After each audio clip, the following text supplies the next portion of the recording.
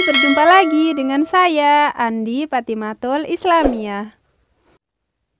Video kali ini akan membahas mengenai materi bab 6, yaitu Tata Surya kelas 7 semester 2. Part 2, kondisi bulan dan gerhana. Mari kita belajar. C. Kondisi bulan. Bulan adalah benda langit yang terdekat dengan bumi, sekaligus merupakan satelit bumi. 1. Bentuk bulan. Bulan berbentuk bulat, mirip seperti planet. Permukaan bulan berupa dataran, kering dan tandus, banyak kawah dan juga terdapat pegunungan dan dataran tinggi. Bulan tidak memiliki atmosfer sehingga sering terjadi perubahan suhu yang sangat drastis. Selain itu, bumi tidak dapat merambat. Tidak ada siklus air sehingga tidak ditemukan makhluk hidup pada bulan. Selain itu, di bulan sangat gelap gulita. Bulan melakukan 3 gerakan sekaligus, yaitu rotasi, revolusi, dan bergerak bersama-sama dengan bumi untuk mengelilingi matahari. Dampak dari pergerakan bulan diantaranya sebagai berikut. A. Pasang surut air laut. Pasang surut air laut diakibatkan oleh gravitasi bulan yang mengakibatkan permukaan air laut kadang naik atau pasang dan kadang turun atau surut. Karena bumi berotasi, maka suatu tempat mengalami 2 kali pasang dan 2 kali surut. Sehingga dikenal ada 2 jenis pasang air laut, yaitu pasang purnama dan pasang perbani. Pasang purnama merupakan naiknya air laut dengan maksimum. Hal ini disebabkan oleh gravitasi bulan dan matahari yang mempunyai arah yang sama atau searah. Sedangkan pasang perbani merupakan turunnya air laut serendah-rendahnya akibat dari gravitasi bulan dan matahari yang saling tegak lurus. Ada yang tahu tidak kapan terjadi air laut pasang? Air laut pasang terjadi saat terdapat bulan purnama dan bulan baru. Kondisi ini dikenal dengan pasang purnama atau pasang tertinggi. Lalu kapan sih air laut surut? Air laut surut terjadi pada belahan bumi yang tidak mengalami bulan purnama dan bulan baru, atau saat air laut terjadi pasang perbani atau pasang terendah. B. Pembagian bulan. Ada 2 pembagian bulan, yaitu bulan sideris dan bulan sinodis. Kala rotasi bulan sama dengan kala revolusinya terhadap bumi, yaitu 27,3 hari yang disebut sebagai kala revolusi sideris.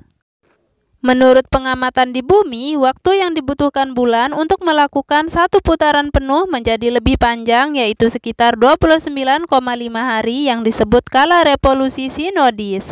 1 bulan sinodis digunakan sebagai dasar penanggalan Komariah atau penanggalan Islam atau penanggalan Hijriyah.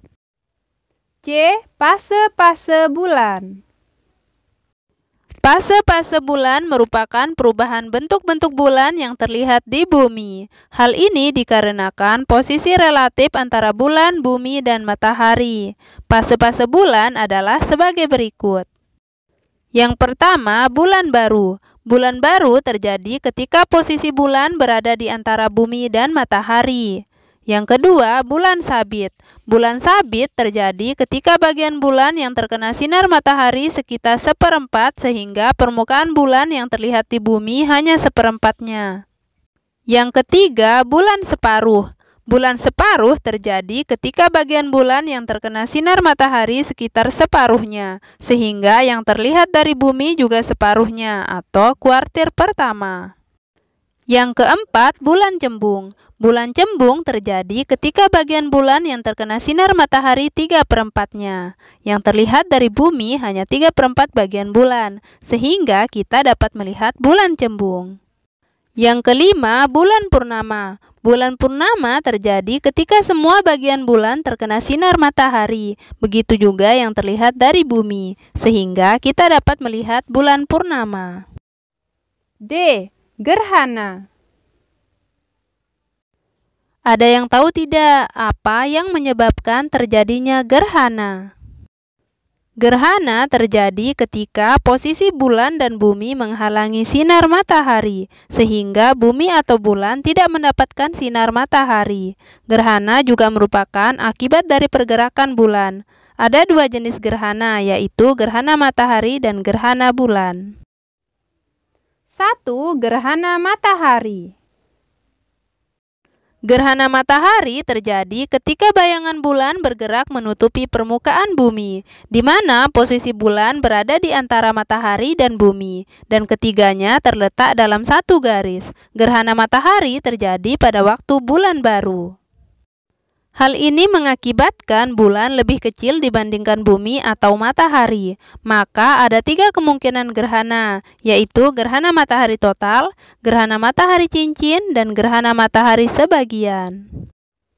A. Gerhana matahari total. Gerhana matahari total terjadi pada daerah-daerah yang berada di bayangan inti atau umbra, sehingga cahaya matahari tidak tampak sama sekali. Gerhana matahari total terjadi hanya sekitar 6 menit. B. Gerhana matahari cincin. Gerhana matahari cincin terjadi pada daerah yang terkena lanjutan umbra, sehingga matahari kelihatan seperti cincin. C. Gerhana matahari sebagian. Gerhana matahari sebagian terjadi pada daerah-daerah yang terletak di antara umbra dan penumbra atau bayangan kabur, sehingga matahari kelihatan sebagian. 2. Gerhana bulan. Gerhana bulan terjadi ketika bulan memasuki bayangan bumi. Gerhana bulan hanya dapat terjadi pada saat bulan purnama. Gerhana bulan terjadi apabila bumi berada di antara matahari dan bulan. Pada waktu seluruh bagian bulan masuk dalam daerah umbra bumi, maka terjadi gerhana bulan total. Proses bulan berada dalam penumbra dapat mencapai 6 jam, dan dalam umbra hanya sekitar 40 menit. Umbra adalah bayangan gelap yang terbentuk selama terjadinya gerhana. Penumbra adalah bayangan kabur atau remang-remang yang terbentuk selama terjadinya gerhana. Jadi, yang harus diingat dampak dari pergerakan bulan diantaranya terjadinya pasang surut air laut, pembagian bulan, fase-fase bulan, gerhana matahari, dan gerhana bulan. Buat yang baru gabung, jangan lupa support channel Andi Patimatul Islamiyah dengan cara klik like, komen, share, dan subscribe. Jangan lupa kunjungi playlist Andi Patimatul Islamiyah karena dalam satu buku akan dijadikan satu playlist. Dan jangan lupa kunjungi komunitasku juga ya.